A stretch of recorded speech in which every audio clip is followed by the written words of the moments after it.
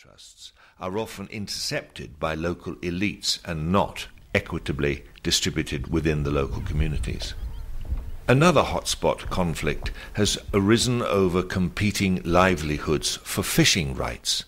Both independent and commercial fishermen complain that tour operators block their fishing.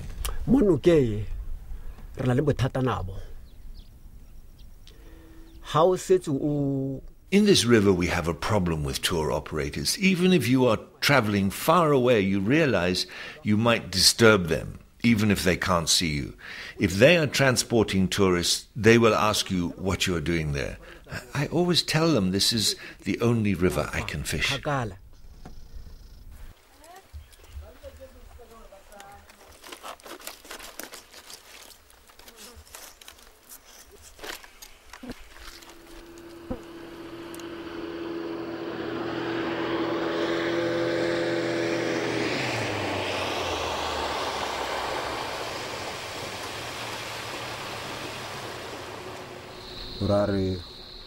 We had a problem when whites blocked us from fishing and wanted to be the only people fishing with their tourists. That's why we formed an association and engaged a lawyer to represent us.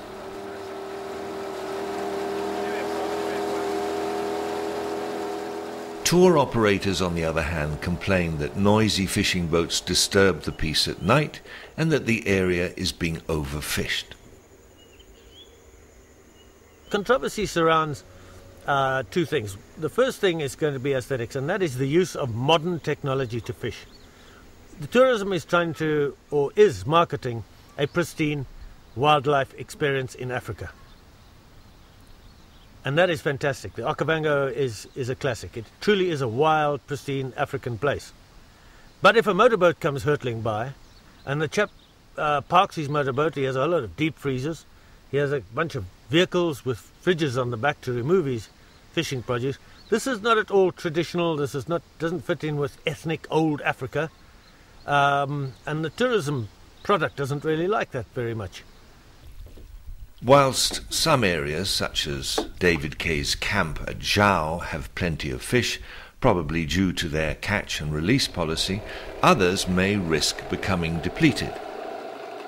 Okavango listened to stakeholders' problems and solutions concerned with the fishing conflict and is now piloting studies to see how communities can better manage their fish stocks.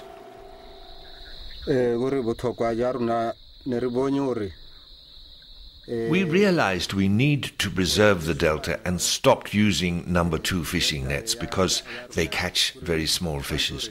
Now we are using number 4 and 4.5 nets, which only catch the big fish and leave the small ones to grow. The other thing we did to preserve the delta was to dig a pit and throw in all the fish waste from our camp. Even the paper and old fish nets were thrown in because they all need to be burned.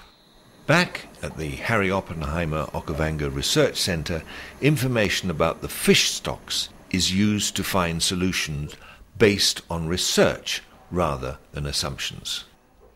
ODMP is committed to sharing information with all stakeholders and has supported the development of freely available computerized data, statistics and mapping.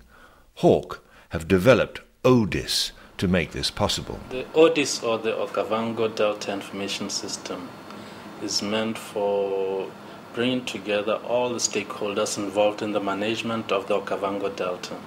After we receive the information and data from the different stakeholders, we process it and make it easier to understand, and then we share it to the different people and stakeholders involved in the management of the delta. ODIS helps different government ministries implement the plan by enabling them all to access the same information, and this allows them to work together and take integrated action.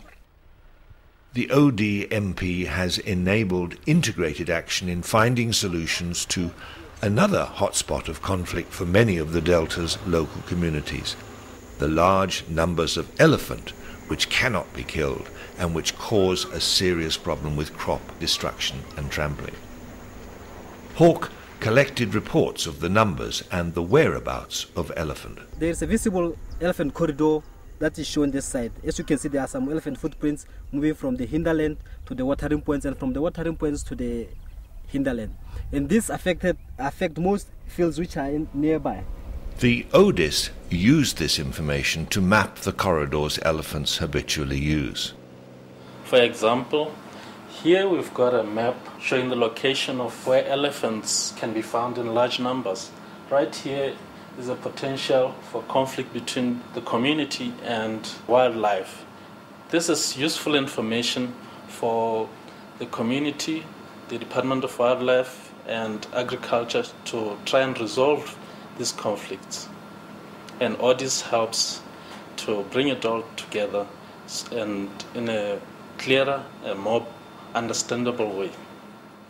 Such a map could now be used to provide information to the Land Board to enable them to make better decisions about allocating farms across elephant corridors, or to allow farmers to move their fields away from potential elephant damage, even to ask the Department of Animal Health and Production to realign the buffalo fence so it avoids elephant corridors. ODMP is also piloting a number of projects to see if projected solutions can work to preserve the environment and sustain livelihoods. One of these, initiated by the Department of Wildlife and National Parks, replicates successful projects in Zimbabwe and Zambia and involves growing chili peppers to prevent elephant damage. Ka tswana sa tsuka kwana re tsenya mo dikega bo re sita ina bupinyana me ha isina una bupinyana abo ke tsa oil e kgologolo. We pound the chili pepper, mix it with oil, then dip cloths into the mixture and also take string and mix pepper with diesel and dip it in. We tie the strings to wooden poles and hang the cloths on them. The pepper will last about 8 months. Last time, 7 elephants came and stopped far away from my field because it was protected by the pepper cloths. They went away to destroy another field that had no protection. I was sure then that the pepper works. Providing the diesel oil does not contaminate open water, this pilot project seems to be working out well. Tourism is a key sector in the Botswana economy. ODMP has been helping spread the returns from tourist revenues more evenly between the stakeholders in the Delta. But tourism's infrastructure and